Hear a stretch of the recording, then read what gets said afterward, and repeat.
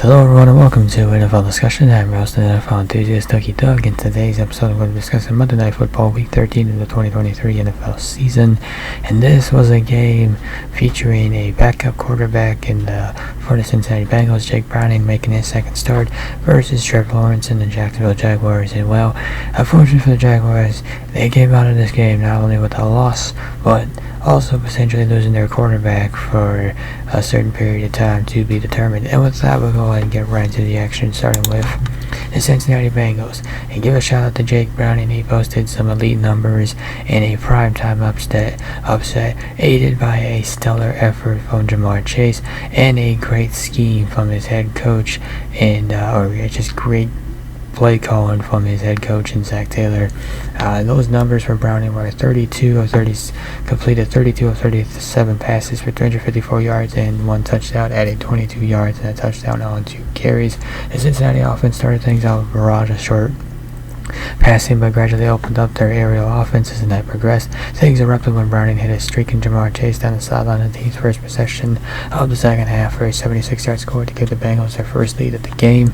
The two teams would trade blows the rest of the way before a fourth quarter injury to Trevor Lawrence allowed the Bengals to control the game throughout the fourth quarter, ultimately pushing the game to overtime. After losing the coin flip in the extra frame, the Bengals defense made a key stop near midfield to give Browning the ball back and set up the game-winning field goal by Evan McPherson. Browning looked much more in control of the offense in his second NFL start, notably leaning on his alpha wide receiver throughout. The Bengals have a quick turnaround facing the Colts at home in Week 14. Joe Mixon tallied the bulk of the team's yardage in the first half as the passing game sputtered to start the game, scoring all 14 of the team's points before the break, although he would be kept out of the end zone in the second half.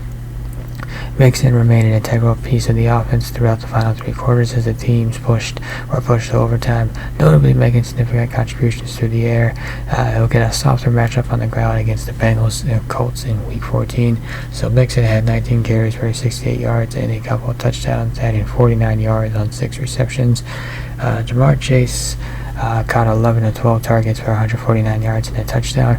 Also, he attempted a pass which went for -7 yards, so maybe let's not do that one again. And also Tyler Boyd as well. With the exception of wide receivers throwing passes, Zach Taylor called a great game, so maybe let's just take out those trick plays because they did not work. And it appeared as though Chase would be confined to short area work throughout the game after getting just 11 yards in his first 5 receptions during the team's first 2 drives.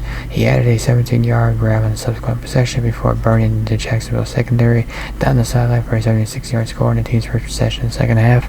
It's 149 yards for his second most of the season and marked his first time eclipsing the 100-yard mark in a month. Up next for Chase and the Bengals is another forgiving aerial matchup against the Colts in Week 14. Jacksonville Jaguars suffered a loss in this game, and perhaps more of Trevor Lawrence being taken to the locker room in the fourth quarter. The initial report is an ankle, I think they said ankle sprain. MRI will be done on Tuesday to determine the severity, but I guess if it is an ankle sprain, I guess it's better than a knee injury, I guess, but if it's a high ankle sprain, that's gonna knock him out of action for a bit. So hopefully it's not a severe ankle injury. Hopefully it's something he can play through. You just hate to see this sort of thing happen. And with Trevor Lawrence going down and the Jaguars losing this game, now I did talk about how the Jaguars wrapped up the AFC South, and I still believe that they did. They got that win. They got that win over the Texans. To kind of close out the series finale against that team. However, with Trevor Lawrence going down, that changes things. And, the Texans now have an opportunity coming off of the win against the Broncos team. They could certainly make a run for the AFC South crown, even though they lost last matchup to the Jaguars. Could still take it. So there's a window of opportunity opening for the Texans. I guess the question is, are the Jaguars going to be able to shut it? Or the Texans going to be able to leapfrog them? I guess we shall see how it plays out. C.J. Beathard is the backup for the Jaguars, and he came in in relief of Lawrence in the fourth quarter, leading a game-tying drive in the last-minute field goal by kicker Brandon McManus. The Jaguars would win the toss in overtime and receive the ball first, but ultimately failed to convert on 3rd and long near midfield, and then watched as Jake Browning led the Bengals in the field goal range to snatch away the victory.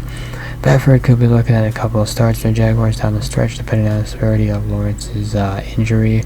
Travis Etienne came into this game questionable with a chest injury and certainly showed some wear against an exploitable Cincinnati run defense. He proved most useful through the air, getting a solid 34 yards on his 4 receptions. Most notably, Etienne maintained a large snap share for the Jaguars on the night.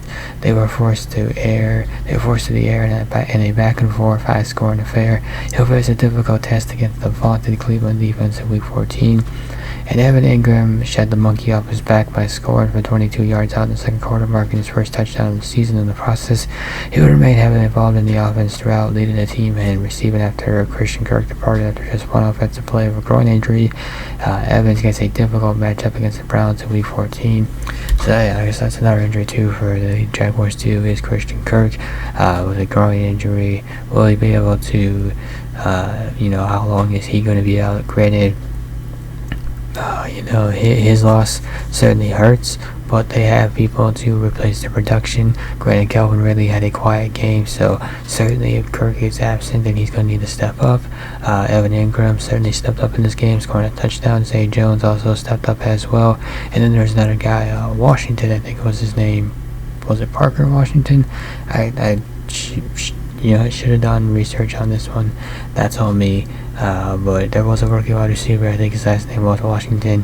He also kind of stepped up for the Jaguars in this one and made some plays. So if Christian Kirk is out, at the very least, again, they have the guys to help replace the production. But still, that's a loss in your running game right there. But I think the big one is Trevor Lawrence. What is the severity of his injury? How long is he going to be out? And is this going to be an opportunity for the Texans to leapfrog the Jaguars and take the division? Things to be a storyline to monitor in the week going into Week 14. And with that will conclude this episode of NFL Discussion. If you enjoyed this episode, be sure to hit that like button and subscribe button down below.